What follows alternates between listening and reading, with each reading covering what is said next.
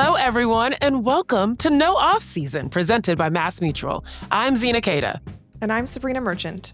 Today on the show, we are giving you the Sweet 16 primer that you want and you need. It's the biggest matchups, the players to look out for, our thoughts on how it all might go down. I got Sabreena here, and we're going to walk you through what's happening on the West Coast in Spokane. And then Ben is going to join me to talk all things Birmingham. We're going to play a little game. Knowing what we know now, how would we redo our brackets? All right, Sabreena. Tell me a little bit more about Spokane, because I quite literally know nothing about this place other than that there's March Madness happening. Yeah, so first things first, we got to get a longer A on Spokane and Birmingham, all right? Oh, just for the locals out there. Is that real? Birmingham? I think you're trying to talk about the English city, or is it Alabama? That's what it's Birmingham. Yeah. It's Birmingham. Okay, Birmingham. Okay, my bad, girl. Go ahead. Yeah, so Spokane, home to Gonzaga University and lots of NCAA tournament games all the time. It also hosts a high school girls volleyball tournament annually, which, puts some stress on the hotels and that's transportation crazy. here. I was on a flight with a lot of girls in spandex and tall socks and the same backpack. So, we're all here for They're going to the same place. Yeah, we're all here for the good sporting action this weekend. There you go. Wait, that's hilarious. And the thing about it, I was on a volleyball team. They're loud. Lots of energy, lots of shrieks, I would imagine. Okay, fun. So Spokane. Spokane. Why am I struggling with these A's? This is strange. Okay. Spokane, Washington. Boom. That's where you're at. And before we get into what we can expect out of the games in Spokane over the next couple of days, let's check in for a minute about JuJu Watkins. We talked about this at length on Tuesday's episode. JuJu is out with a season-ending ACL tear.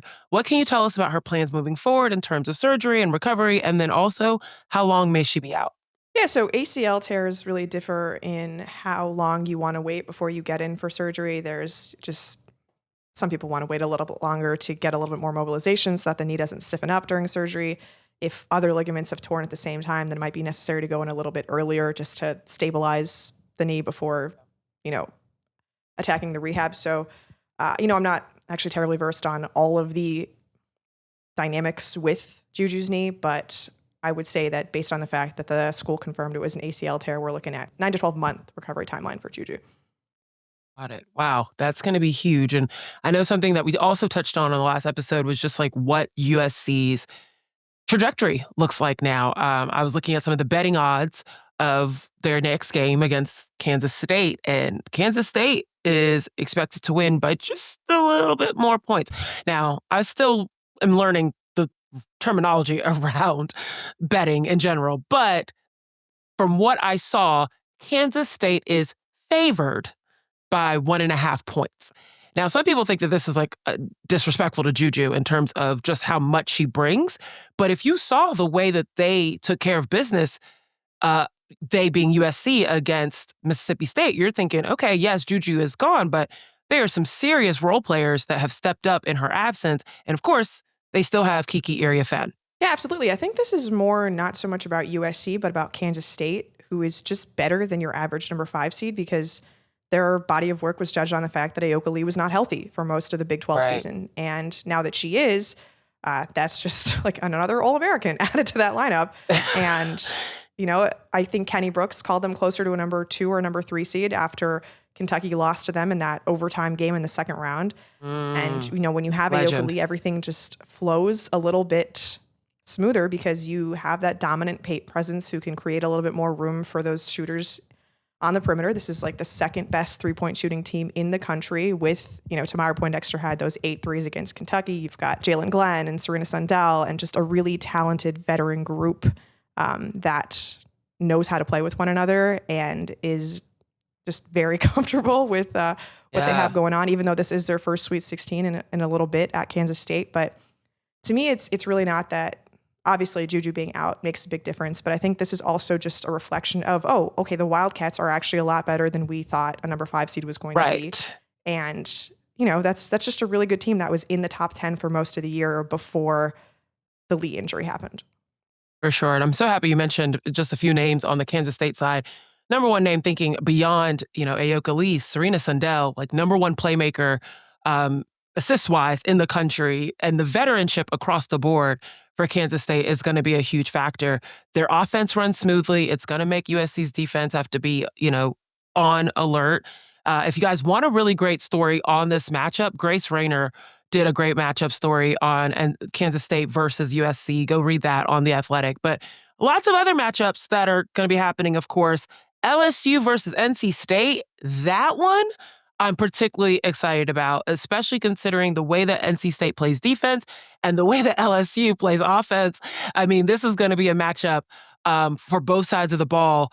Let's talk with that one, particularly because if there's any reason that LSU was counted out, it was purely off of the fact that Flau'jae Johnson and Anissa Morrow were uncertain in terms of what they would look like health-wise. No one had any doubts about their ability if those two were healthy, but they showed up to Selection Sunday in boots.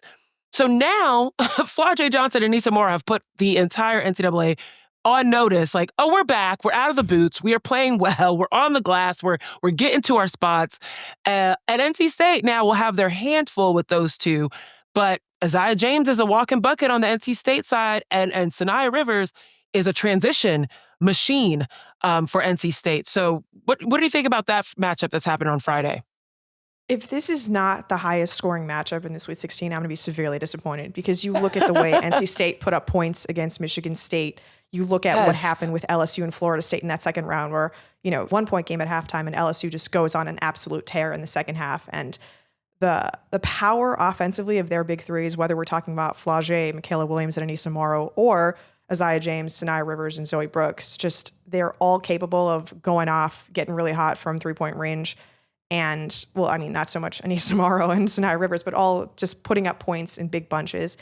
And, this is actually a rematch of a game that happened earlier in the season that LSU won pretty convincingly. But the big difference in that game was that Mallory Collier was still starting at center for NC State. And I think we've noticed over the course of the season that the switch to Tilda Trieger as their five has really opened things up. She's been the big that they were looking for, with the graduation of River Baldwin and Mimi Collins. And she only played 5 minutes in that game against LSU. So I think her presence in the middle, just that lineup combination has worked really well for NC State over the course of the ACC regular season and now into the tournament. And so I imagine that that's going to help them defensively a little bit. And LSU is not a team where their center is going to score a lot of points anyway. It's not I guess Maya Smith gets a lot of open buckets, but it's not like they're running the offense through her. So right. I think their weaknesses, so to speak, where LSU center position and NC State center position sort of neutralize each other. And it's just going to be a lot of guards getting buckets, a lot of guards scoring. And as much as I respect the defenses of these two teams, I don't think that's really what's going to decide this game. It's going to be who hits more shots. So I would expect this to look very different than the first matchup they played back in November. But I still think LSU has a slighter edge just because Madison Hayes on Anissa Morrow is a very tough matchup, just containing that physicality. And I think that probably is going to be the swinging point here. Yeah, I think for me, the two X factors I'm looking at on both sides of the ball, Madison Hayes' ability to shoot the three, which we saw so far in this tournament, has been a key factor for NC State's offense. And then on the LSU side, Cheyenne Day Wilson. I mean, the way she showed up specifically in that second half against FSU in ball creation and being able to make her shots and knock them down like that, I think those are the two X factors for me. Now, let's keep it pushing and keep talking about some teams in California that are going to be matching up with some teams in the SEC. Ooh, UCLA versus Ole Miss. Now, this is going to be interesting because I looked at the way that people reacted to that first half that UCLA had to Richmond, and it's putting quite a damper on people's projections of UCLA in this tournament.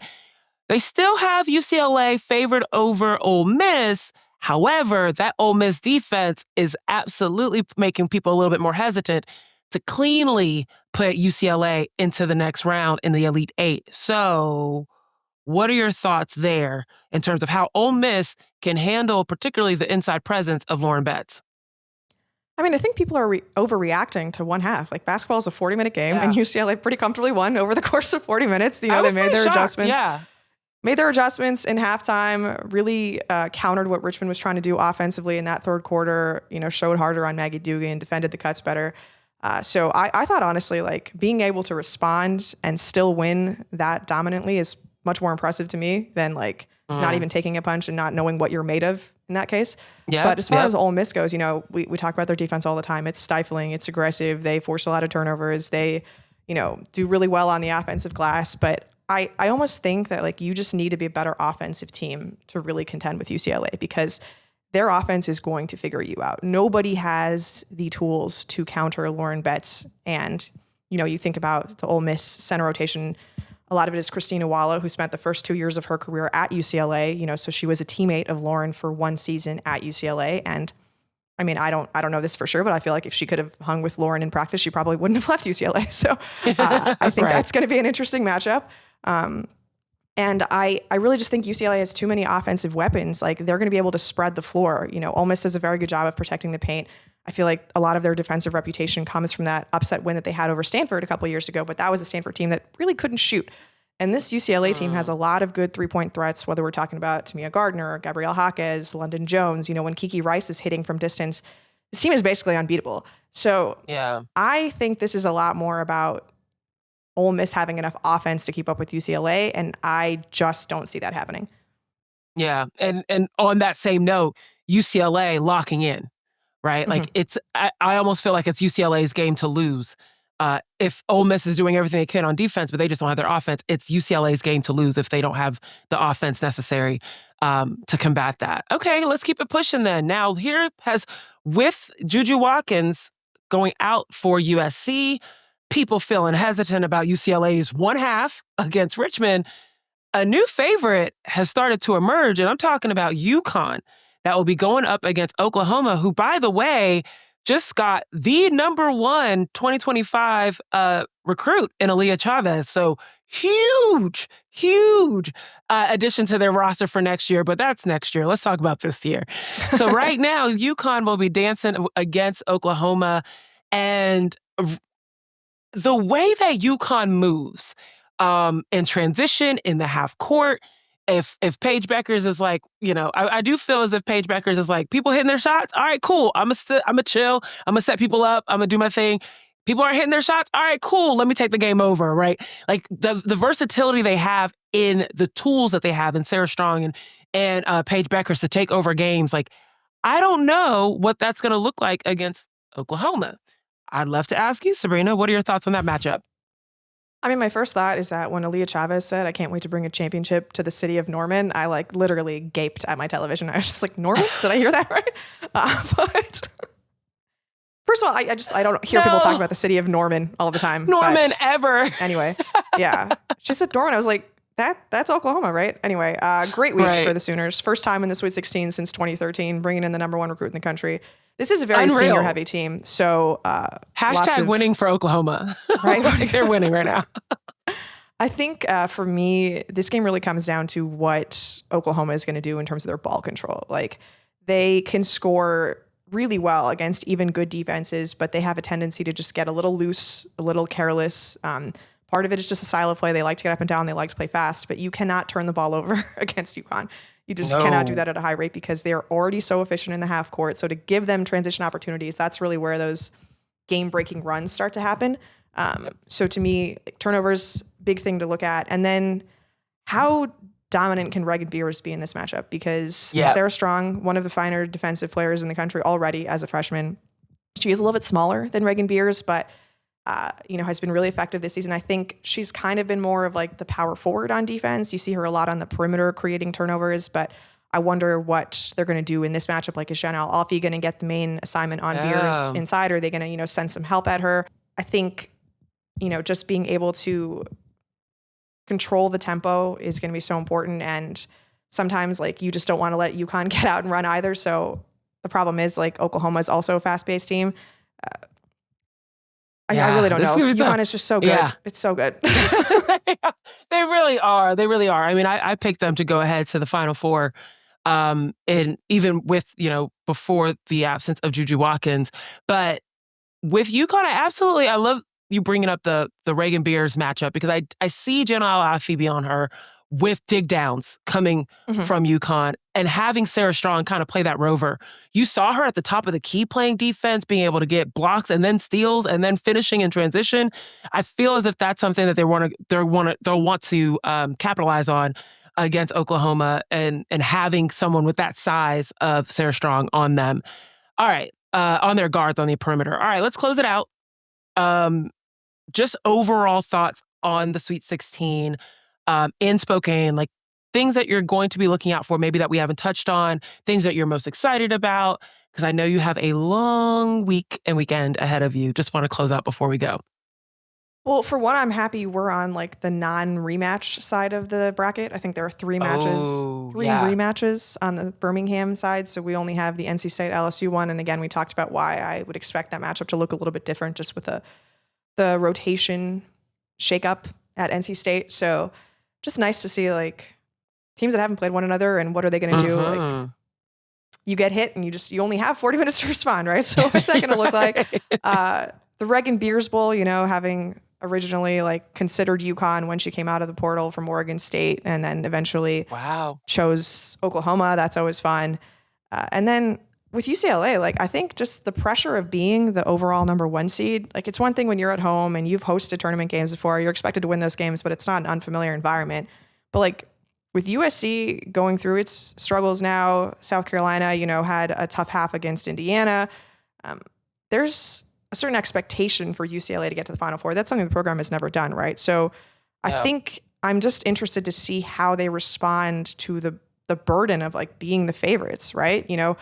This is a team that has played so loose when there is no expectations on them. I think about like when this junior class was a bunch of freshmen and they played South Carolina really well in the tournament in the Sweet 16 because they had nobody who was picking them to win. But now everybody is picking them to at least advance to the Final Four. I just wonder how they're going to look when things get tight, because I would imagine at some point things are going to get tight. And so how do we respond from that? That to me is one of the most interesting questions in this Spokane part of the tournament. There you go. I'm also, a part of me, Sabreena, really wants USC to be a darling. I just want USC to kind of like just rally behind JuJu, seeing all of the posts that her teammates made, love you 12, we got your back, whatever. I think it'd make for such a cool story. If not like a Love and Basketball, like trilogy, like not trilogy, but like the next part of the Love and Basketball story, follow up, right? It would be a really cool thing for them to like go all the way, but we'll see what happens. Well, thank you, Sabreena, as always. I know you've got a full day ahead of you. Checking out some volleyball games, maybe? If only. If only. So I'm sure we'll be on the same flight back to LA. There you go. And you got to get to the arena. So rest of you guys stick around. Ben Pickman is joining me next to take a trip over to Birmingham. Birmingham, folks. We're going to talk about that side of the tournament in just a second. Welcome back to No Off Season, and hello to you, Ben Pickman. You're joining us from the other regional site in the NCAA tournament in Birmingham, Alabama, as Sabreena has helped me enunciate the proper enunciation and pronunciation of Birmingham. But what you doing in Birmingham? Birmingham. I just want to keep saying that. Birmingham, outside of watching women's basketball. Honestly, not a lot. I've been going out on some runs, which is pretty true to my daily routine. So exploring the city a little bit that way. I saw there's a minor league baseball stadium here. Michael Jordan famously played for the Birmingham Barons in the 90s during his time away. And so hanging in some of the windows of the baseball ballparks like gift shop are some 45 Birmingham Barons jerseys. So seeing those in the flesh was really the highlight of my Wednesday evening. If we're talking about little things that I have enjoyed outside of the basketball arena so far. There you go. I heard there's a few other things in Birmingham that I just like recently looked up, but like there's a really cool motorcycle museum there that actually has like a Beatles Rolls Royce. Like it's got like historic motorcycles. You should check it out. I think it's called, I forget what the name of it is. That's on my list for if I have time, though unlikely list. Okay, fair. That is on the top of it. That makes sense because there are some games happening and you'll be covering it all. And I want to dive into it because we're here to give everybody the Sweet 16 preview, make sure they know what players to watch, what teams to watch out for, all the above. So let's go ahead and dive in. And I love it because where are we starting? With North Kakalaki. Well, raise up. Take it. Okay, sorry. Let me put Petey Pablo to the side for a second. North Carolina raise up. It's UNC versus Duke, and I am so excited for this matchup because it's everything that is pure about basketball. And this is not just women's side. This isn't just, this is everything, okay? Because the blue bloods, like if you're talking true blue bloods, you're talking UNC versus Duke rivalry. It's going to be fun. I'm excited to see what happens. These teams have played many times against each other. Their first matchup was actually back in 1976. Did you know that, Ben? I did not know that, Zena. I'm shocked because you know everything, but that's all right. Now I'm letting you know that this tradition of UNC versus Duke is going to continue. And this year it's been split. You know, you think about their last matchup in February, Duke got it. Before that in January, UNC got it. In overtime, like this has been a fun matchup this year. So what's some of your thoughts going into this one? Well, one of the things that was interesting on Thursday that we learned was Kara Lawson said she was not aware that this is actually the first time that Duke and UNC have matched up in an NCAA tournament game. And so she said she didn't know about that fact. She obviously downplayed it as a result. But I think for fans of this rivalry and, who live in the triangle and just care about college basketball, men's and women's, it's pretty cool that, this is not only the third time that these teams have played this year, but it's the first time they've played in an NCAA tournament game was both of these programs really do look to take the next step and advance to the Elite Eight. So that's top line, I think, because we're thinking rivalries and broad appeal, like it's Duke, North Carolina, part 3 with a lot of stakes. Exactly. There you go. I love that. Okay. I also did not know that. And I wonder, is that men and women's side too? No, they have played on the men's side. If you remember a couple years ago, if you remember a couple years ago, it was, I think it was Coach K's last game. It was a Final Four game against North Carolina. Yes, I do remember that. Yes. Okay, so I was just like, wait, really? Okay, women's side, making some history. And of course, on the UNC side of that, Alyssa Utsby is the name to think about. I mean, she's been playing out of this world for UNC. Talk a little bit about her impact in this particular game and how she can give UNC a leg up on Duke. Yeah, I mean, she was one of the players who was inactive in that last game between these two teams. A game that, as you mentioned, Zena, Duke won, and she's pivotal to so much of UNC's success. And we certainly saw, in the last meeting in February, like fatigue did set in. And so not only are you getting like this incredible contributor in Alyssa Utsby, in this tournament run, but you're just, adding depth back to your lineup. And that is so important. Renaya Kelly also, we should mention, another key factor on this UNC Tar Heels team, also did not play in that matchup between the two teams back in February. And there's a fun little storyline with her as well, because I believe she's from the state of Alabama. And so this is a little bit of a homecoming for her, just being so close to home. She was talking about like she played here, 8th grade, 9th grade, 10th grade, 11th grade, 12th grade, and lost just once. And so I think she's just excited to be around family, friends, being 20 minutes from her home. Like there's not just the added motivation of the UNC Duke rivalry, but, someone who's having a little bit of a homecoming, you're getting the opportunity to show out in front of, more supporters, more fans. Absolutely. Load up the buses, Kelly family. Make sure you go into that arena and get, the voices and you just want the energy in there because it's going to be a crazy matchup. You think about the Duke side of things. Of course, Reagan, Richardson. But I'm also thinking Ashland. Ashland Jackson, just like I am very much a fan of the way that they've shown up, particularly towards the end of the regular season and then also in their first 2 showings in the tournament. Kara Lawson has got her team together on defense. Now the question is, will there be enough offense to be able to overtake UNC?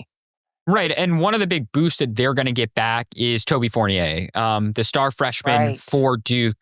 Kara Lawson confirmed on Thursday that the 6'2" forward who did not play in their second round win over Oregon will return when these two teams meet on Friday. Fournier leads Duke in scoring. She's second in rebounding, all despite playing fewer than 20 minutes a game. She's someone who really does like supercharge so much of what Duke does. She's just so active and so key to so much of their productivity. So that's a huge boost, both from a depth perspective, but also just getting one of their most talented players back in the lineup. She talked about like she's now well hydrated and ready to go and just spoke with a lot of energy on the podium. So she certainly seemed ready and engaged. So, that's a big change from their round of 32 win into the Sweet 16, the kind of player who certainly could be the difference. So as we mentioned, UNC is also getting some, of their key players back in this, third round of this triangle fight, so to speak.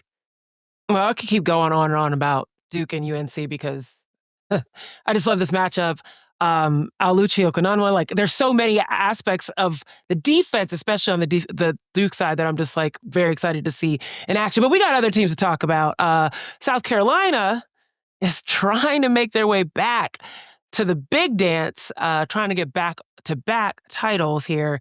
Maryland is standing in their way in the Sweet 16 round. Maryland that fought off a tenacious Alabama and Sarah Ashley Barker, but man, Cheyenne Sellers and Sarah Tibiatu has ice in her veins. And of course, Kayleen Smikle as well. What do you make of this matchup, especially considering that Maryland is small in comparison to what South Carolina is going to bring in their Chloe Kitts and Joyce Edwards, Sanaya Fagan inside?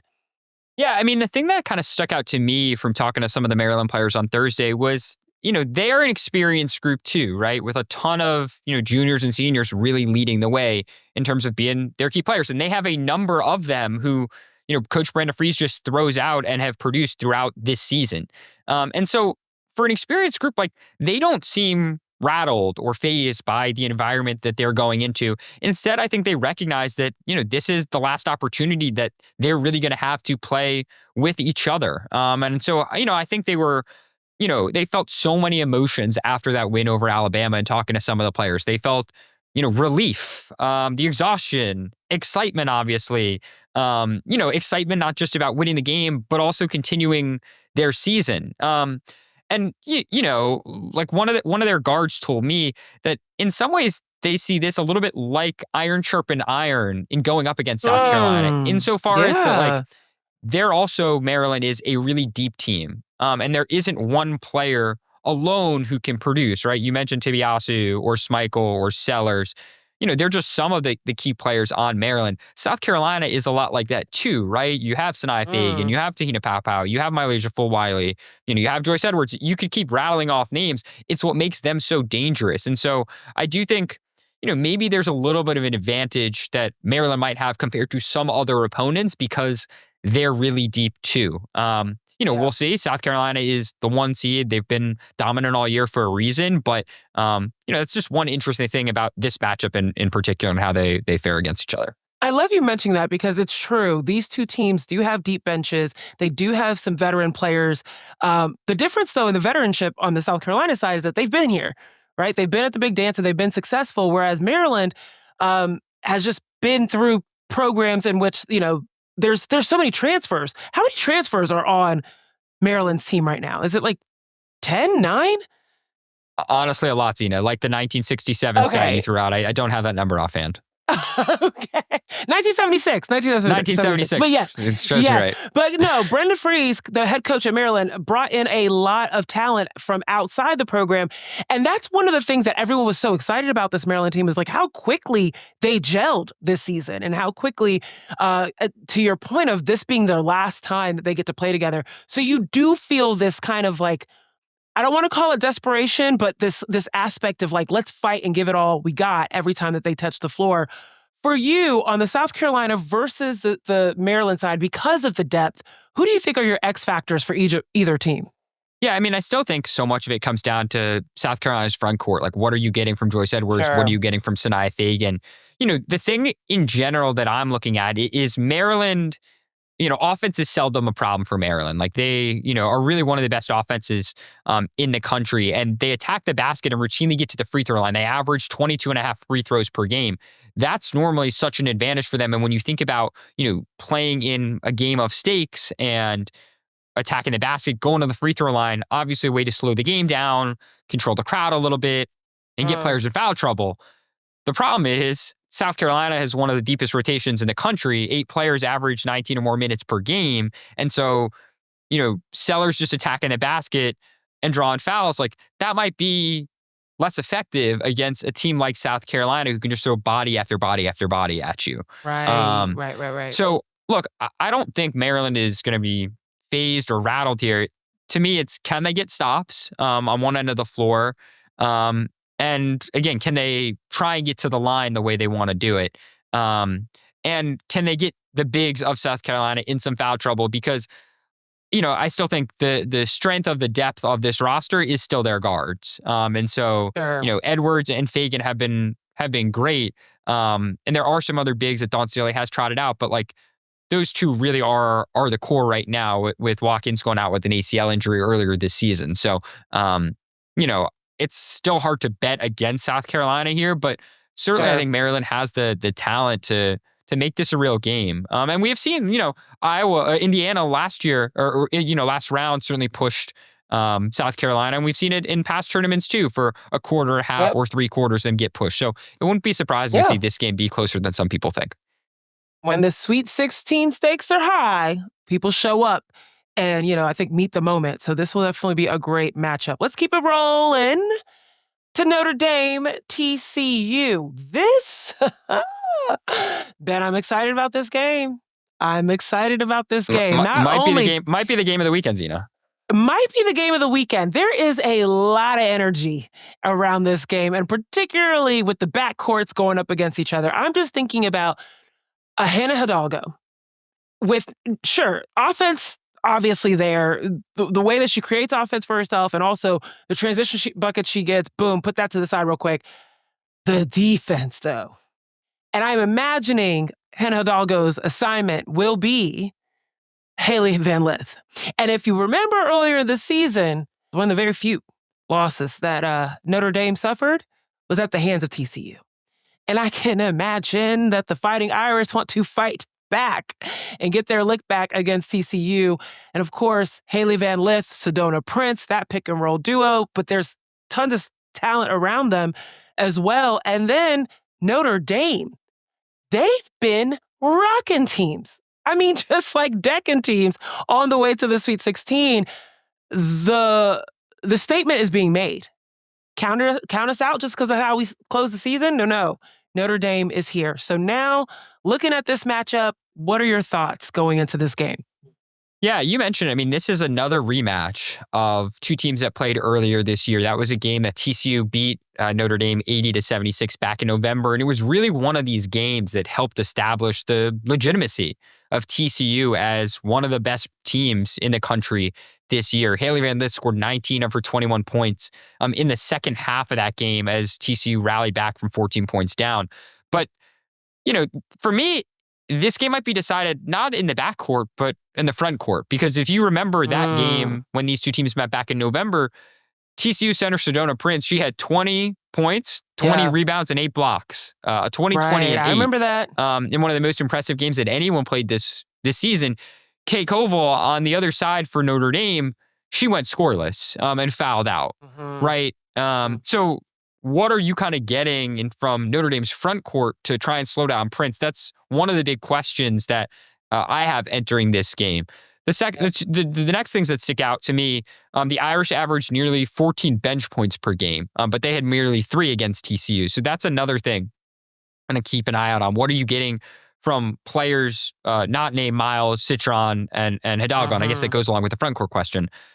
The other thing is, going to your comment about the guards, is Donovan Hunter. If you remember, she was one of these key fixtures in Oregon State's run to the Elite Eight last year when she was a freshman.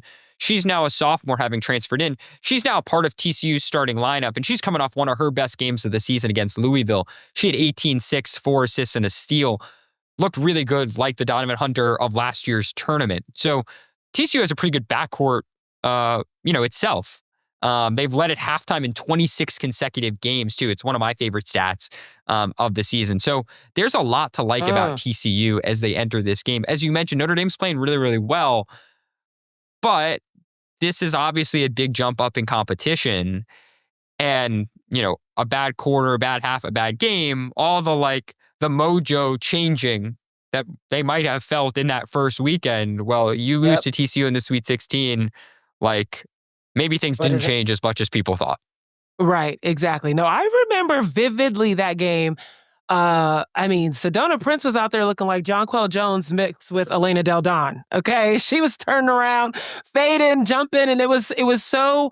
It was tough because you see Kate Koval. She's a freshman. This is one of the early games in the season as well. She's still acclimating, and Maddie Westbell serving fits, but was sitting on the bench, and it was like, I wonder what that's going to look like when she's back into the mix.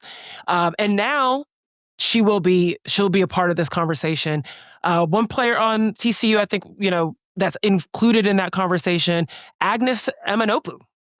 She killed the other night as well, 23 points.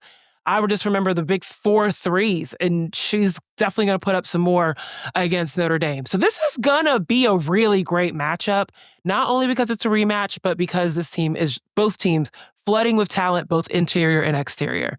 And you mentioned it, as we think about kind of fan interest and bracketing, these are two teams that, I think a lot of people do have going to the Final Four. Some might have them going to the championship game. I think our colleague Chantel Jennings is one of those people who has Notre Dame going to the title game. When you kind of circle some of these games as a fan at this point in the tournament, no offense to Duke and North Carolina, I don't think a lot of people have them getting out of the regional against South Carolina, right? But if you look at this game, this game is the opposite, where there is a balance certainly between Texas and Notre Dame and TCU. I think fewer people have Tennessee, the 4 teams still left in this regional in Birmingham. So, this game is highlighted, circled, underlined, whatever, for that reason too, because a lot of brackets might get made or busted based on how TCU and Notre Dame plays out on Saturday. Right. This is a very similar situation as to why, I think of all of the Sweet 16 or Elite 8 matchups, when you think about the potential of that USC-UConn game before JuJu Watkins goes down, and then also the potential of this game, Notre Dame versus TCU, these are two bracket-busting type of games. And this was actually happening. We don't know yet about the UConn-USC one. All right, let's close this out now. You just mentioned Texas. They're going up against Tennessee, and they've played before too. It's funny because earlier when I spoke to Sabreena, she mentioned she's happy that Spokane, I'm saying it with the long A's, Spokane has less rematches. I don't know. How do you feel about that, Ben? Rematch, yes? Okay. Rematch? I'm seeing the games for the first time in person, and it's the NCAA tournament. How can you not be excited, even if we have seen some of these matchups before? Sure. Okay. All right. Well, thinking about the University of Texas versus the University of Tennessee, they matched up in January. Texas got that win by 4 points. I don't know if you guys remember that game. It was close. The platoons were doing their thing against Texas. It really took a lot of poise, particularly I think in the front court of Texas, because they struggled with fouls. I remember Taylor Jones was consistently getting a little bit of trouble in that regard. I'm thinking I got on my bracket, I got Texas coming out, but I don't think people should be so quick to write off Tennessee. What are your thoughts? No, I think that's right. I also have Texas advancing in this one. I have Texas going to the Final Four, but you certainly have to think that Tennessee is not going to be rattled. They're not going to be, they know what they're getting. They know the size, they know the physicality, they know the speed. They've seen this team before in person and played them really, really tight into the final minute. Texas pulled away at the very end of that game. You mentioned the foul story. The thing that sticks out to me is 3-point shooting. And it's the thing we've talked about with Texas this whole time. And I'll have a story that is actually up on the site right now when you're listening to this, all about can Texas win despite being last in 3-point rate in the country. Right. And it is something, as I mentioned in last week's episode, like they're great at everything else. That really is the strength. They just don't shoot a lot of threes. And frankly, like there is some historical precedent for low 3-point attempt shooting teams winning the championship. LSU in recent years, not a high volume 3-point shooting team. South Carolina, not a high volume one per se. But the examples are few and far between. And I actually think going back, you have to go back to some of Pat Summitt's teams to find another team that shot as low a percentage that won the national championship in terms of 3-point percentage as Texas does this year. Wow. All of which is to say, Zena, that when these teams met the first time, Tennessee made 9 of its 17 threes, and Texas made just 1 3. And I'm not a math major. I'm not a math major, but that's plus 24 right there. Correct. And that's really partly that's basically the difference, right? Like in Texas only winning by 4 and Tennessee losing by, what they did. So maybe the maths for the Lady Vols in this one. I don't know. I know. I mean, yeah, maybe it doesn't. I mean, they're a 33% 3-point shooting team normally, but maybe the math does come together for them. Right. And the thing about, too, is that Tennessee had their scoring. I mean, outside of Ruby Whitehorn, their scoring was pretty spread. And Z Spearman as well. She showed up in that game, 14 points.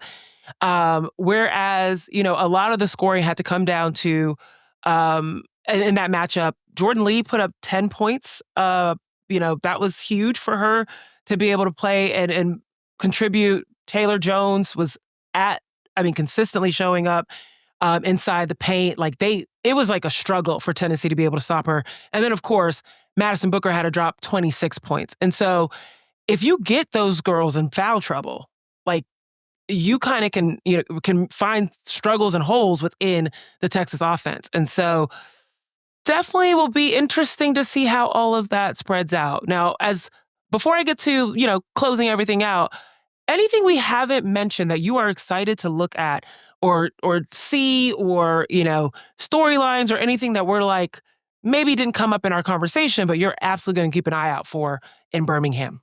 Well, I'm certainly just excited to see what the energy is like in these arenas at a regional site. I mean, I think there's a lot of conversation generally about the 2-site versus 4-site system for Sweet 16 and Elite 8 games that, we still see on the men's side that used to be the case on the women's side. Last year I was in Albany, New York, when Iowa was playing in LSU, a bunch of teams like that, like South Carolina, people flooded to Albany. And those crowds, there was no shortage of interest in those games. I'm curious as a viewer just to see what is the fan support, what is the fan interest like this year with, South Carolina is close and some of the, UNC Duke not so far, but just what is it like in a different environment? That's one thing that I'm super curious just to, see the atmosphere. Absolutely. Again, at one of these 2 sites. Absolutely. And, a lot of people have thoughts on, some people were only tuning in for JuJu Watkins. And of course, that's no longer a storyline that you could follow within this tournament.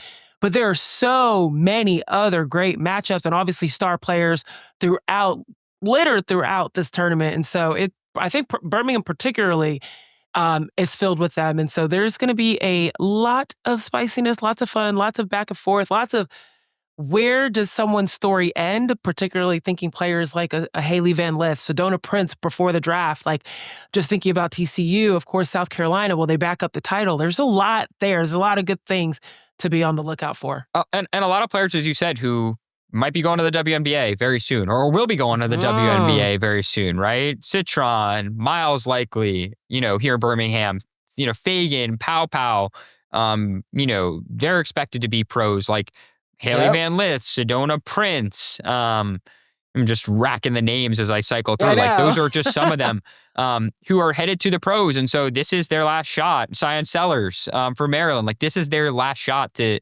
try and make an impact and with their teammates before they head on to what's next. So it's always interesting in these moments too to see are you thinking about it? How aware are you of it?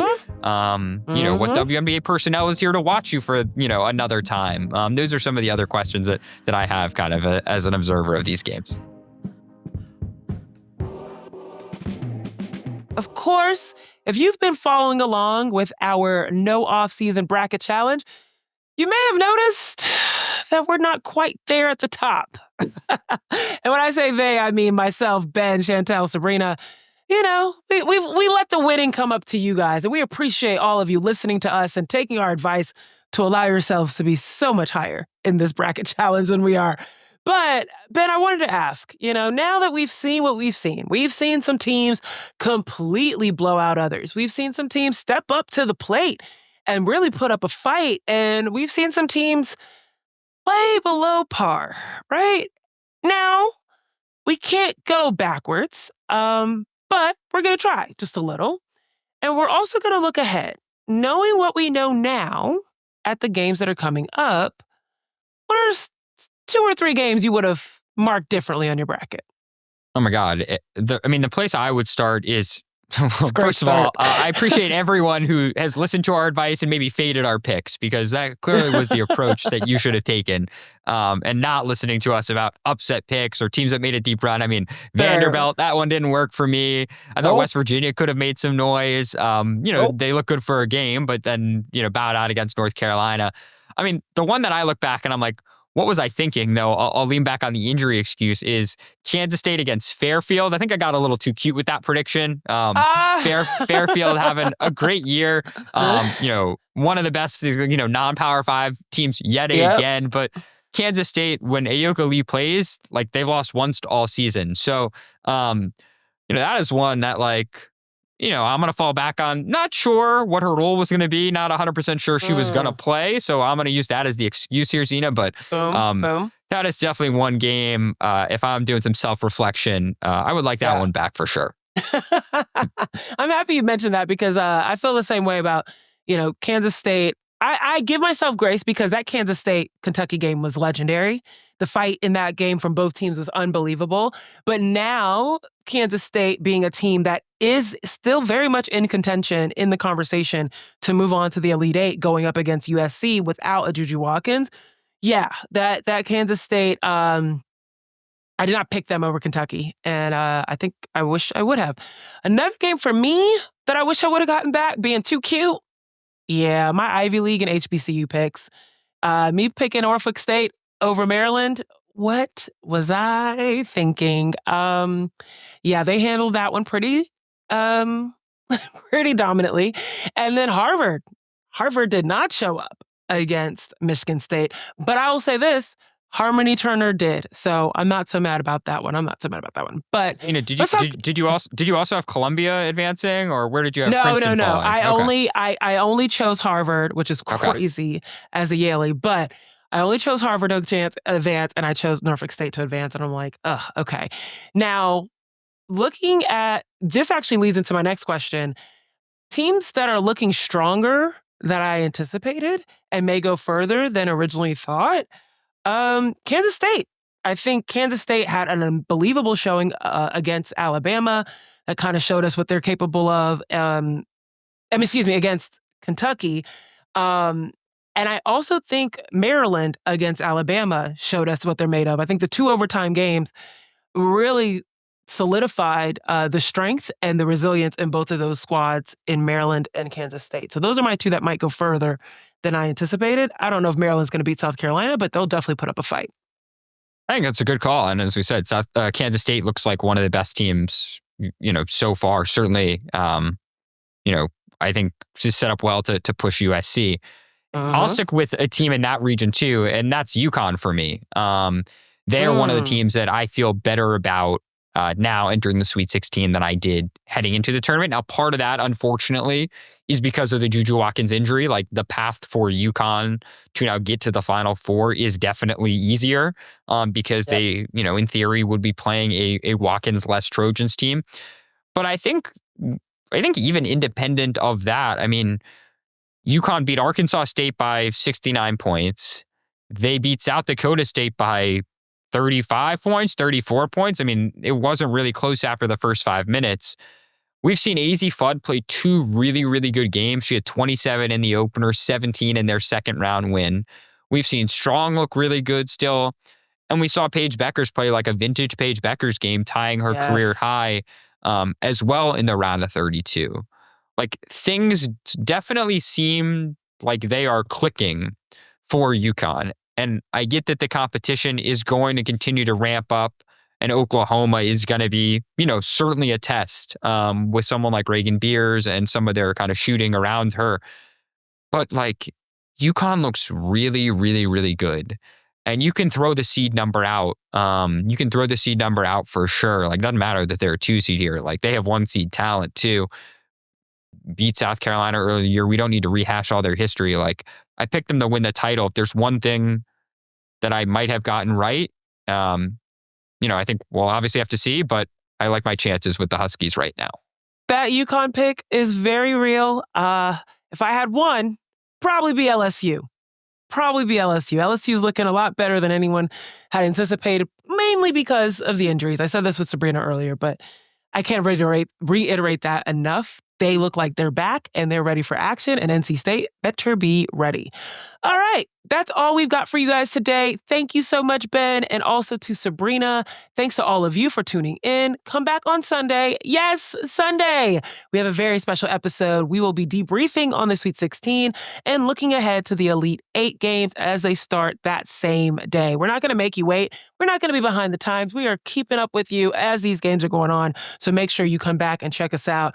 This will be only audio, folks. So find us wherever you listen. Apple, Spotify, all the above. Go listen to us. And we'll be back on all platforms Tuesday morning as we look ahead to the Final Four. Now, if you're new here, hit that follow button, because wherever you're listening, we're going to keep giving you all this intel so that you can keep beating us in the bracket challenge and making all your friends super impressed. And come find us on YouTube. Also, we want to hear from you guys. Keep commenting. We're seeing the comments on Spotify. We're seeing the tweets and all the above on Blue Sky and X. Like, we appreciate you. Definitely keep reaching out to us. And while you're at it, if you don't mind, give the show a rating. We're trying to do work. We got Ben in Birmingham and Sabreena in Spokane. We didn't even plan that like that, y'all, for the alliteration. But we got them working. So give us a rating. Give us a little bit of a boost. It really helps help new people find us as a show. And don't forget, there's more to read and hear about at our partner, Yahoo Sports Hub. It is sports.yahoo.com/women-sports. And on behalf of The Athletic, on behalf of Ben and Sabreena, I'm Zena. Thanks for listening today. We'll see you next time. Thanks for tuning in to No Off Season. To hear more, be sure to like and subscribe. We drop new episodes every Tuesday and Friday.